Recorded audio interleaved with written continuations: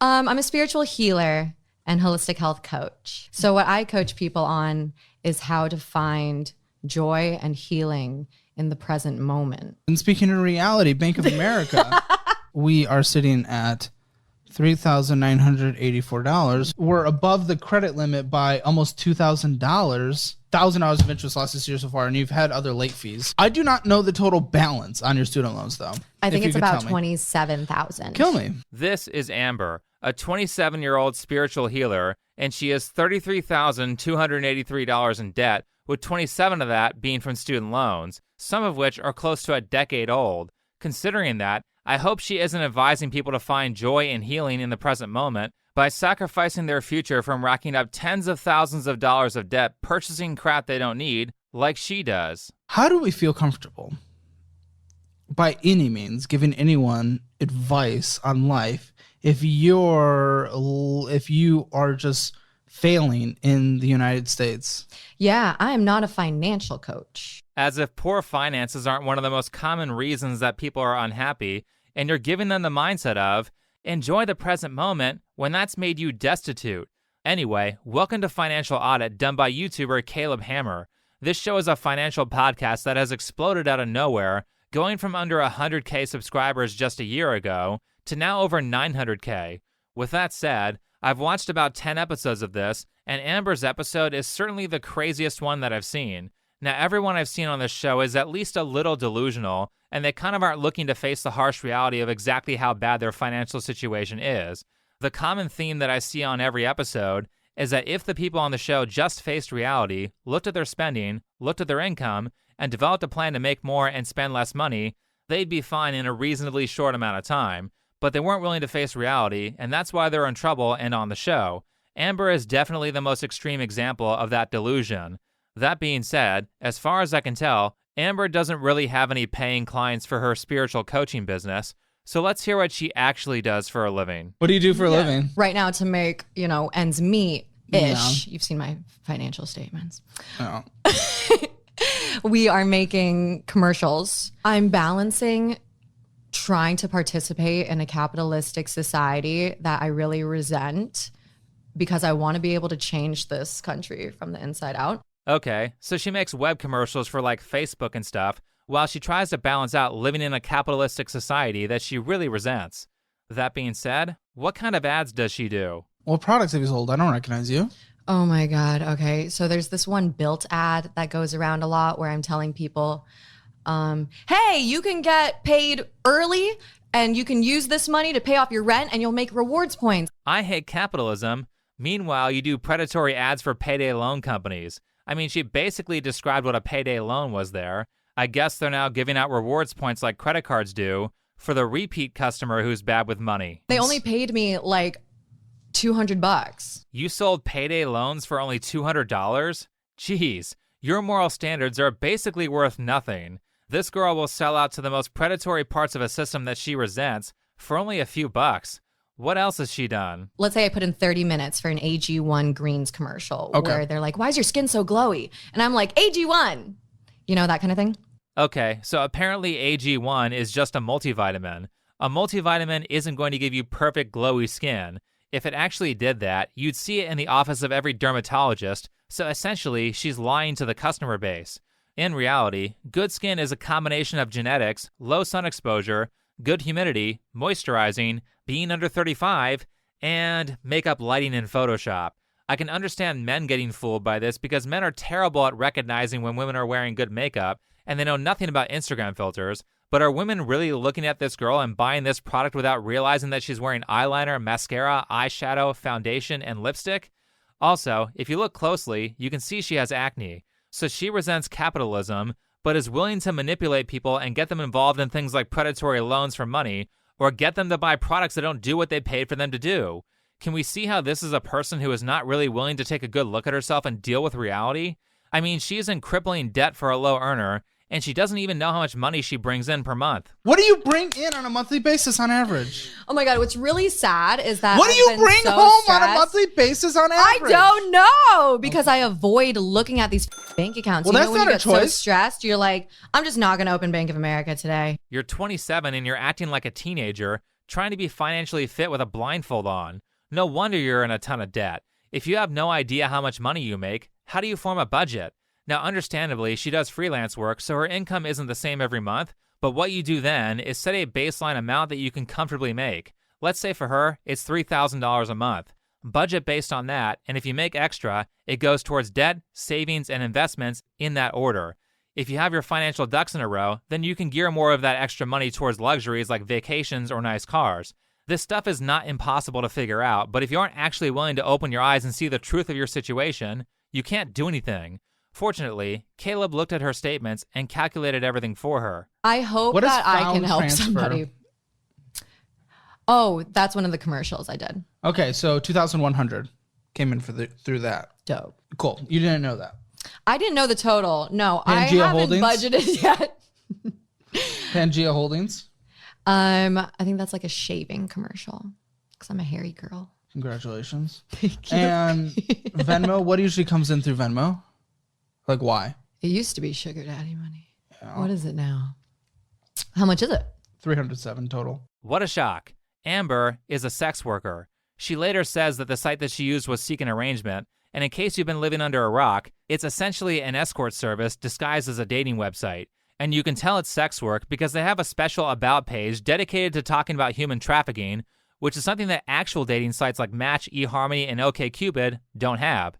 Now, initially, when I heard her comments about being a sugar baby, I thought it was a joke, but then I did some investigation, and nope, it wasn't. So, I had gone on to seekingarrangements.com because I was just looking for rich dick.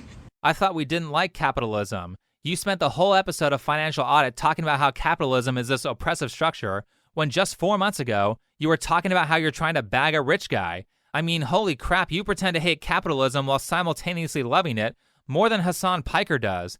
That's the level of honesty that we're dealing with. Anyway, Caleb adds up her funds from her bank account, and here's what she made in the prior month, minus the Venmo transfers, because that was stuff like people paying for their share of the restaurant bill. Income total that came in. You live in Los Angeles, correct? Oh my God, yeah. $2,891. That's a good month for me.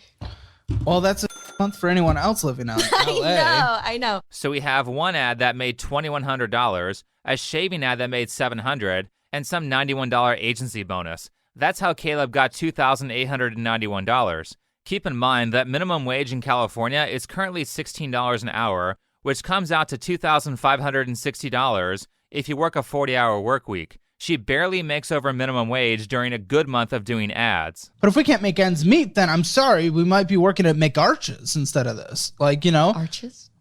McDonald's, Golden Arches. What? No, that's fine.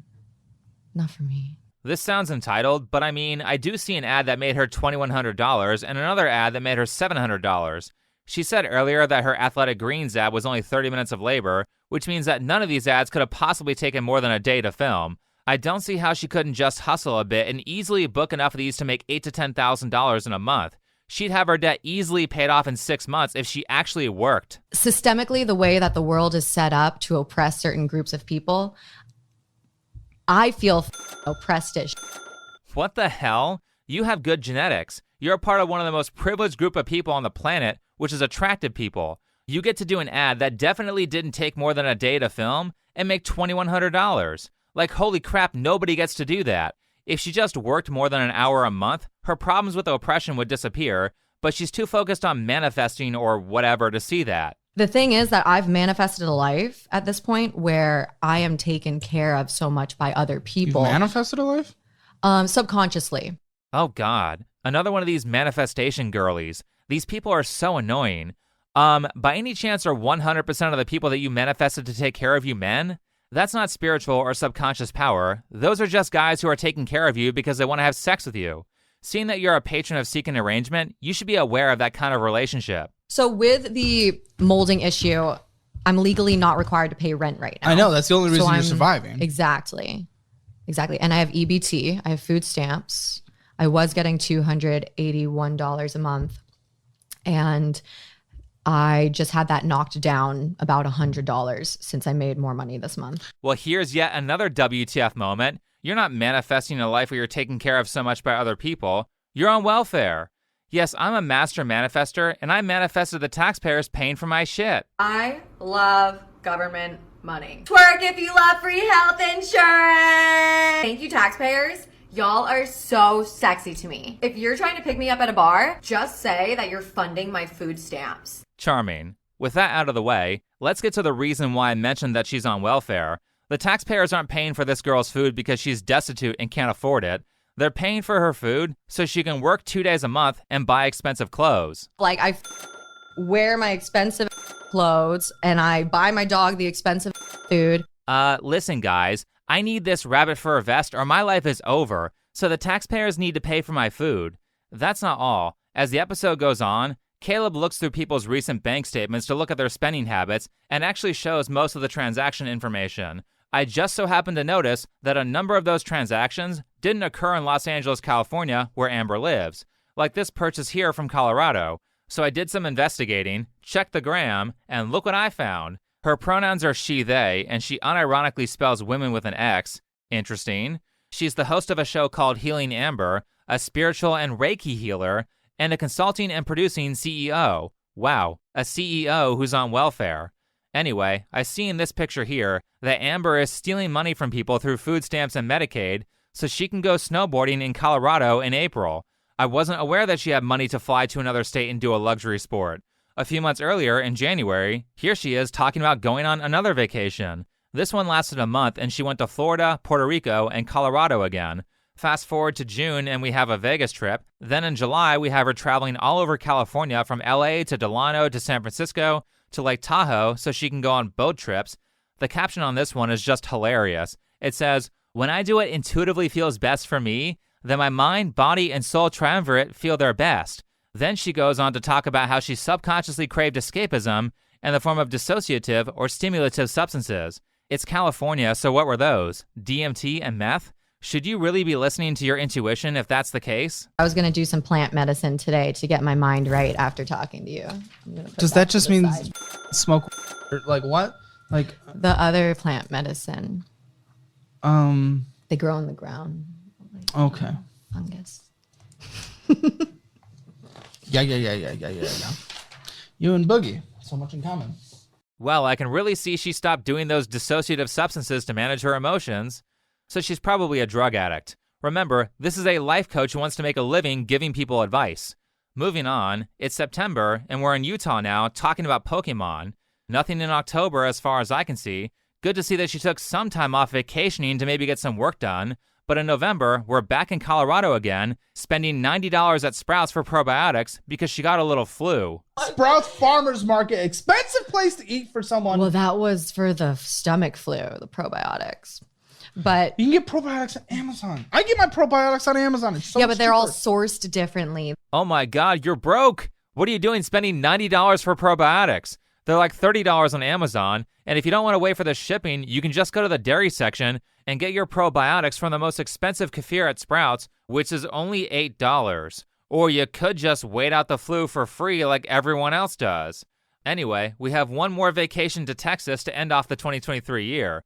Now you might say, well, she only flew into Austin, Texas to do Caleb's show. I thought that too, until I looked through her reels and her feed and saw her talking about a number of vacation experiences that she did over multiple days while she was in Texas, like this trip to Houston, which is a 3-hour drive from Austin.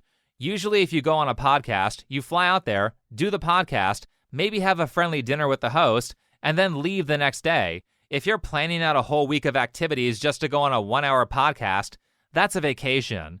Now, what you might be doing is thinking of this one-dimensionally by only looking at the cost of each vacation. That would be inaccurate. Also, some boyfriend is probably paying for all these trips because she would be more than $33K in debt if she paid for all of them herself. But the actual cost of going on vacation almost monthly is that it leaves you with no time to work. Vacation always stresses me out as a creator, not because of the cost, but because it means I have one less week that month to produce videos. She's trying to be a self-employed girl boss, but what girl boss CEO takes a week off every month to go snowboarding while they're on welfare? Now, surely this is the end of the frivolous spending, right? Nope, there's more. ATM withdrawal, where's $40 going? I don't know. Facebook thing, a cop mentorship? What's a mentorship, $158? What mentorship are you part of? Oh, that was for my Reiki and spiritual healership training with the magical Alexandra Michelle. Wonderful. Heal your banking account by not spending money you don't have. Congrats, you just wasted $158. It says this is a reoccurring payment, so she's wasting this money monthly. Let's go to the next thing. We're doing yoga and Farm Boy and some OTT and $262 for a yoga membership. Now we're at like $400 of useless monthly spending, which is far more than what she's getting in food stamps. Cancel the memberships. Now you can pay for food. You're in Los Angeles. I used to take yoga in Los Angeles, and almost every single good teacher in that city is a part of some yoga subscription website. There's like a shitload of them out there, and they only cost like $10 to $20 a month. Hell, a lot of these people uploaded free classes to YouTube during COVID that you can still watch. Why are you spending $260 for yoga when you're broke? Find out what website your favorite teacher's on and cancel your studio subscription. All right, let's get to the most ironic part of this. Venmo, Chick-fil-A, selling out money, Masabi. Dude, you go out to eat every second of your life. Yeah, I should not be eating out. Sports. No, of course not. You can't afford to survive. You were negative money in your checking account at one point. Yeah, we're having overdrafts. We're not even paying minimum monthly payment on 3 of the 4 debts we have. No, eating out is not an option. She's on food stamps, yet she eats out almost every meal. Unbelievable. Why do you need EBT then? She's also out here spending $16 for celery juice and work traded 30 overpriced juices instead of just making the juice herself. Here's another thing that I've been doing that I think a lot of other people benefit from as well. Like the old-fashioned Silk Road bartering. Like, I'll make videos and commercials for your business if you give me 30 juices. So that's literally a deal that I just made. Meanwhile, a decent low-end juicer is $50, and celery is basically free by comparison to what she's paying. And who are you kidding with all this health food spending at Sprouts and juice bars, when by looking at your bank statements, we can see that you eat fast food like Taco Bell all the time. If you want to get healthy, stop eating junk food and stop doing drugs. Didn't you say you were a holistic health coach? I'm a spiritual healer and holistic health coach. What part of holistic health is going to Taco Bell and Chick-fil-A on a regular basis? And geez, this eating out stuff. On pretty much every episode of this show, I watched broke people eating out constantly. Do any of these people know how to cook? Why is this chick shopping at Sprouts for health food when most of the good stuff at Sprouts can be purchased at Costco for like half the price? I'm not kidding. Here's Rao's Alfredo sauce. 15 fluid ounces at Sprouts, $10. For $1.50 more at Costco, you can get 2 of them. Chosen Foods Classic Mayo if you don't want soybean oil and high fructose corn syrup in your mayonnaise.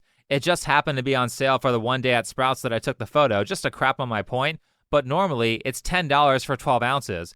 This is what I used to pay for this expensive stuff at regular stores, just to not have high fructose corn syrup in my mayo, before I found the bulk sizing at Sprouts, which is $14 for 24 ounces. A slight savings. At Costco, it's $9 for 32 ounces of it. You're paying way less for this stuff at Costco. And this is not just for the healthier food. The savings are even more ridiculous on normal food. All right, that's the end of my free promo for Costco. Back to this headache of a person who goes by Amber. I alluded to this earlier, but Amber is somewhat of an entrepreneur and is the chief executive officer of a consulting company. I am actually just in the middle of my first pitch deck to a client in order to consult them in social media authenticity. I have the pitch decks for these clients whose social medias I want to change up. I want have that to work so bad. Yeah, and it will. What the hell is social media authenticity? Did you learn authenticity when you were lying to people about the effects of supplement powder and selling payday loans for money? What qualifications do you have to teach people how to change up their social media in the first place? So I'm taking the skills that I used in creating social media ads, you could say, and I'm turning it into my consulting and production company. Which I'm all about as long as you're making a living. We're not making a living. Just because you're an actor doesn't mean you can direct. Sure, you can put on some makeup and say, buy AG1 if you want nice skin like mine, but you didn't come up with that line. Someone who did market research did. Doing an ad is not just about saying a good thing about your product. It's about finding a good thing about your product that other people have interest in, and then finding out which one of those interests sells the most AG1, which in her case was based on a lie, by the way. You're not being authentic by doing those ads. Outside of that, Amber has no business consulting people on social media because she is terrible at attracting an audience. Her Instagram account only has 5,000 followers after 10 years of activity, and 1,500 of those are probably her friends or follow for follow. Her TikTok only has 10,000, and I say that because a TikTok follower is worthless because of how people use TikTok and because TikTok doesn't pay. The most successful video I have right now is like at 68 million views right now. I'm sorry, 68 million views? Yeah. How is that monetized, the 68 million? Even if it's fractions of a penny, that's a ton of money. I actually didn't get paid for that video. I didn't get paid for that video. Her YouTube, a platform that actually pays, only has 50 subscribers. So what exactly do you know about building a following or a market of customers? Anyway, Amber has a web series called Healing Amber, which sounds like the name of a really bad Canadian teen drama from the 2000s. Here she is showing that series to Caleb. Sorry. I didn't like it. Like that. Are you kidding me? This is how it's gonna be. I'm not gonna expect perfection. Okay, great. No one else should either. Take one. Let's do this. What did I just watch? I didn't get any help from that. That's just a little personality flair to draw you in. As someone who watched the whole episode and not just the first 30 seconds, my response was exactly the same. What did I just watch? How is that supposed to draw me in? Amber spends a full minute and a half of a 9-minute video doing random stuff before she starts the topic. Then she spends like 2 minutes talking over herself with a clip recorded in the future. All of it was complete nonsense. Now we're at 3 minutes, which is just in time for this clip here. This man crashed his bike into the curb while staring at me, picking up Mac's poop. Many men just stare at me like I'm a kebab on the grill. Oh my god, so many men want me. Hashtag humble brag. Gee, I didn't know narcissism counted as advice. Next, we finally move on to Amber's first piece of advice, which is almost at the halfway mark of the video. At this point, nobody's watching. She goes on a non-advertiser friendly rant about Valentine's Day, so I can't show that, but it results in this message here saying, "Hey gorgeous," from a degenerate male friend of hers who has a girlfriend and gave her $100 to pay for her Valentine's Day dinner. She follows that up with an offer for a threesome, so I guess now we can add homewrecker to the list of immoral behavior that she's willing to engage in for money. Golden advice, Amber. You really are promoting stable relationship boundaries on your mental health show. By the way, she's in a polyamorous relationship with her current boyfriend, if that wasn't obvious. More dysfunction. Last, she helps people heal by bragging about how a guy bought her a bunch of stuff. I have my first date since my breakup. This past week, he bought me my lashes, my nails, the waxing of my mustache, my nostrils, Sephora makeup, 3 sets of lingerie, free bird boots. I would say he's been spoiling me, but God knows I deserve this. I can go into more detail later on my Instagram story of how to manifest. She said some stuff that's not advertiser friendly in the next part, but she was offering to teach people how to manifest a guy who will pay for things. Spoilers, the guy didn't pay for any of that stuff. He offered to pay her back on the first date, but they never went on a first date, so she actually just paid for all that stuff herself on her maxed out credit cards. Next time, get the money up front. And she didn't manifest a rich guy. She found this guy on Seeking Arrangement. That was revealed on Caleb's show. So she claims she's manifesting rich guys when she's actually just engaging in sex work. That's her secret to success. This quite possibly is the most delusional person I've covered on this channel. I love this mic. I love it. I love it. Feels like I'm saying important shit. There are 4 more episodes of Healing Amber that took her a whole year to produce, despite the fact that any good creator could have made them in less than 2 weeks. These other episodes are pretty much the same as the first, really boring, not helpful, and really just a soapbox to complain about her dad and talk about how great she is, mixed in with the comedic talent that I'm guessing someone would develop after being an avid fan of Lily Singh for years. If you think that's the craziest I got, it's not. Come watch Healing Amber if you feel like you see yourself in me. Spoiler alert! Though I guess at least Lily Singh has managed to somehow form a successful career, despite being one of the least funny comedians alive. How she pulled that off should be in her next children's book for adults. But as for Amber, don't worry guys, her success is already set in stone. I would have all these people telling me, like, you're going to do big things.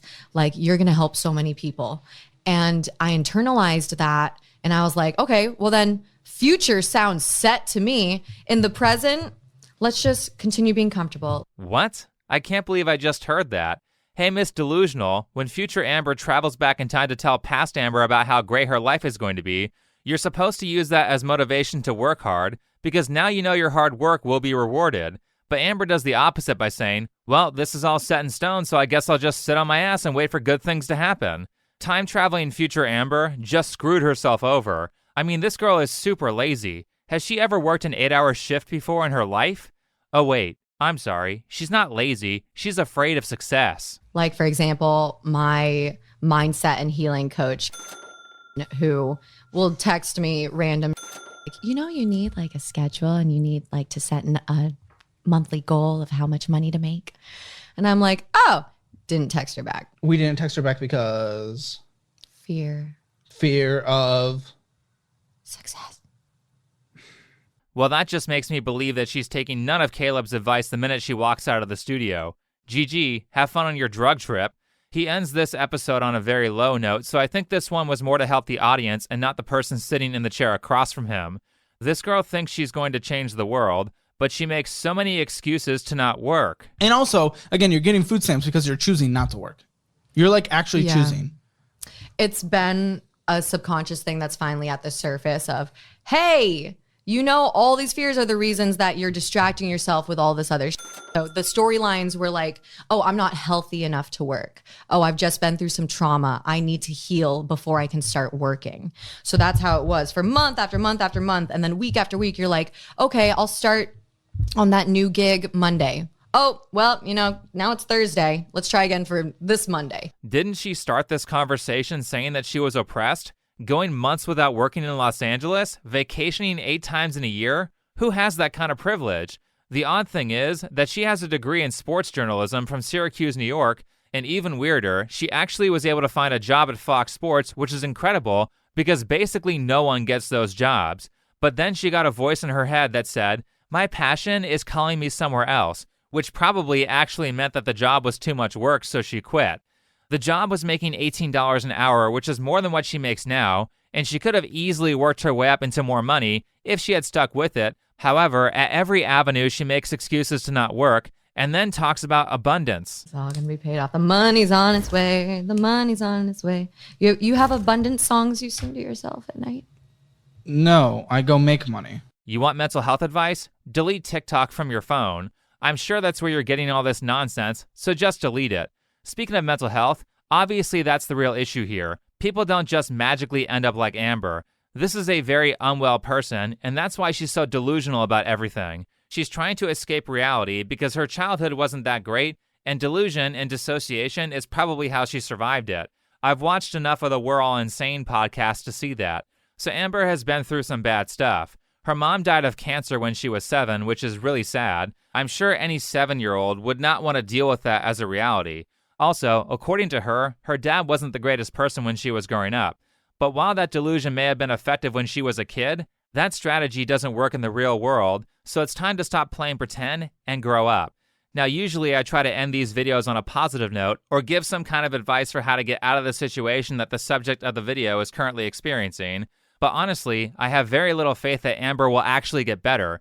She showed during this episode multiple times that she is not a willing participant in her recovery and is actively avoiding treatment. She doesn't look at her bank statements, she ignores her life coach when her life coach tells her what she needs to hear, and she says this. Every time I'm feeling lonely or scared or anxious, I go online and I'll post a story telling my story, hoping that it helps somebody else. But then I'm avoiding taking care of myself. And then I try to get other people to. I try to get my partner to take care of me. In the past, it was random sugar daddies. Sometimes it's my dad. Sometimes it's...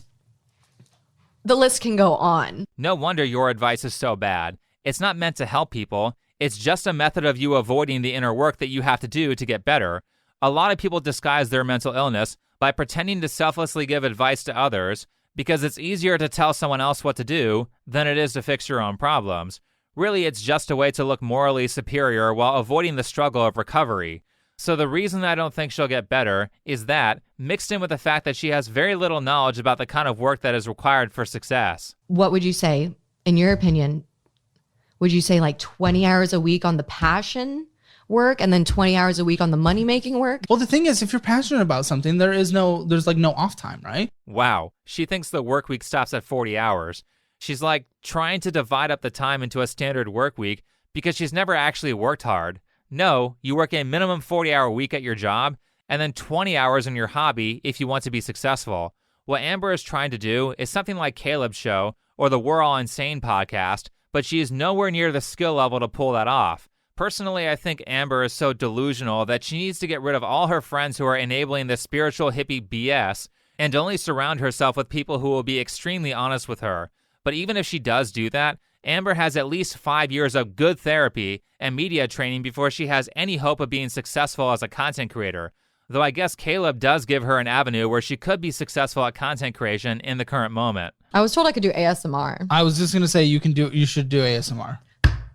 Thank you. No. People like make money off of that on YouTube and TikTok and stuff. From a pragmatic standpoint, I don't disagree. Something like ASMR or using the just chatting section of Twitch like Amaranth does probably is the only way Amber will be successful as a creator.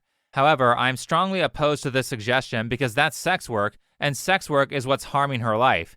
Earlier in the episode, she gave a reason for why she's afraid of success by saying that when she gets success, she gets assaulted. Now, personally, I think that's just an excuse to not work because there are many other avenues she can take that aren't sex work, but that's what happens when you sell your body or your whisper voice for money. You're going to put yourself in an environment full of degenerates and sociopaths who will have no problem taking advantage of you. Those are the kinds of guys you're going to meet on Seek an Arrangement as well. So that might be something to consider if you want to keep yourself safe. To end this off, I think it's important for people to think realistically and plan a path to success for the future. You don't want to gamble with your life because you have some dream idea of what it should be like.